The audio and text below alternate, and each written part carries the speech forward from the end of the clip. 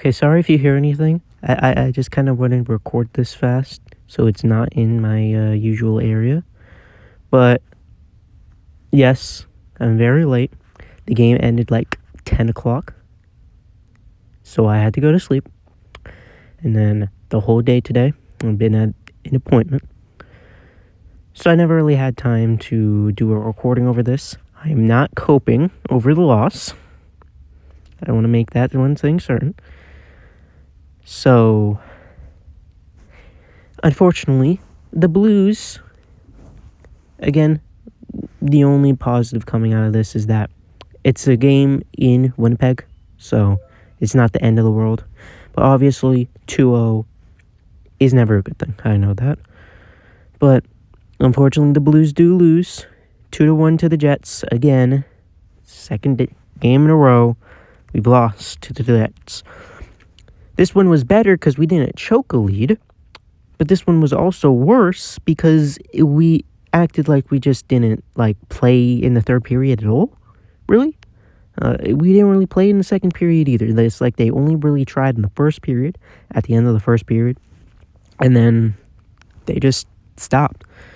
I don't know what removing opponents' helmets even means, to be honest, but we're going to ignore that, obviously, because that's not necessarily important. However, obviously, to go over the goals, Sheffley, I probably got that wrong. Forgive me for that. Obviously, drew first blood with a goal in the first period, and then the rookie, Snuggy Boy, he got the game-tying goal back it was a buzzer beater, honestly, and then the last goal of the game, unfortunately, came in the third. There was no goals in the second period. Kyle Connor with the winning goal, because the Blues didn't really try in the third, to be honest. Looking over the stats, that's pretty obvious. One goal each in the first, then in the third, only the Jets scored. We did not have a lead this game. The Jets had one. And looking at the momentum, we had the momentum the full second quarter. Let me not say quarter. I'm not trying to be rude. We had the momentum for the whole second period, and we ain't score one goal. So that's kind of disappointing. And again, it's not like they necessarily destroyed us per se.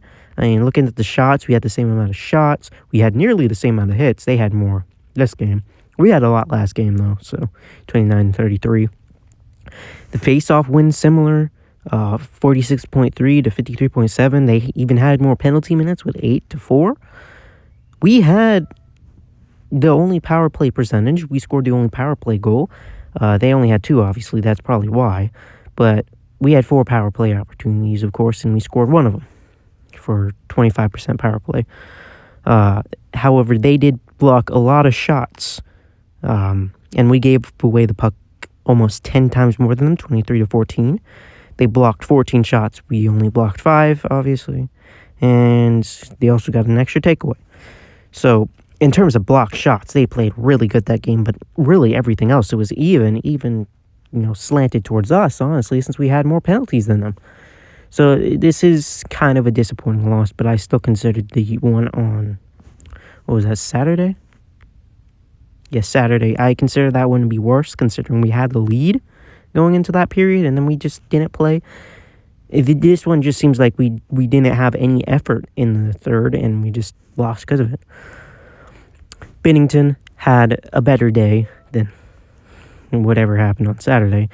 He had a save percentage of 90.9 with 20 saves to 22 attempts, per se. He allowed in 2 goals.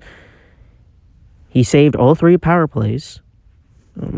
Don't ask me what SH is, SH/S is, but he also went 2 for 2 for that. And he was on the ice for 57 minutes, obviously not 60. Our greatest player was the rookie, Jimmy Snuggard. He scored a goal and got a point, obviously. I think it was Buchnevich and Fowler both got points off of assists, but Snuggard, our only goal.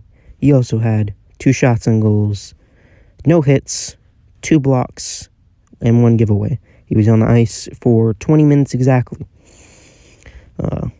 Buchnevich, obviously, with the assist, along with Fowler. Buchnevich had an assist, 1 shot on goal, 1 hit, and 1 giveaway. He's on the ice for basically 23 minutes. Fowler, 1 assist, 2 shots on goals, 1 block, and 2 giveaways, so that's not too good. And he was on the ice for 20 minutes as well. Then there's Shen. He had 5 hits and 2 giveaways. Thomas, he did not have a good game. He's on the ice for both goals, so that's not good. Walker had 3 hits. Kafka had 3 hits. Neighbors had 5 hits. Tucker had 4. These guys are really just getting hits. They're not scoring. These guys need to score. We need to score more. Like, we can't, especially you, Cairo. We need to do more. If you want to beat the number 1 seeded President's Trophy Jets, you're going to need to do more. And for what it looks like, you guys didn't do more. So, Hellebuyck, he, again, same amount of shots. He let in 1 less, and that won the game with a save percentage of 95.5. But he did mess up on a power play. He went 5 for 6 on that. He was on the ice basically the whole time. The 2 goal scorers, Sheffield and Connor. At the top, obviously, Sheffield also contributed to the assist for Connor. Perfetti had an assist. DeMello had an assist. And that's about it. So look, he almost had a clean sheet if he got a hit. He had 2 penalty minutes, 2 shots on goals, 3 blocks, and 2 giveaways. He's on the ice for 20 to 36. But it's unfortunate with these, like, hockey games. I don't really have much to say, really. Our next game is in the Blues Stadium, though, so hopefully we can make it to May, at least. That would mean the series would go to 6. The next game is on Thursday. It is in the Blues Stadium. If we lose this, the series is over. That's just how this kind of stuff works out. If you lose this game, the series is over. If we win it, we still have a chance. That's all I really have to say. Of course, tonight is Pacers game. I may or may not be able to get that out. It's going to depend when it ends because it starts 7:30. It might end at 10. And if it ends at 10, there's nothing I can really do. And then, of course, on Thursday, conveniently the same day the Blues have their game.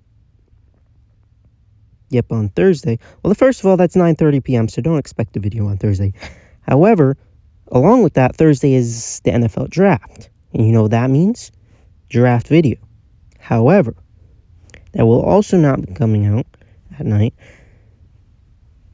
because I need to do stuff for that. And the draft ends at 11. So, or I want to say 11, like 10:30, 10:45.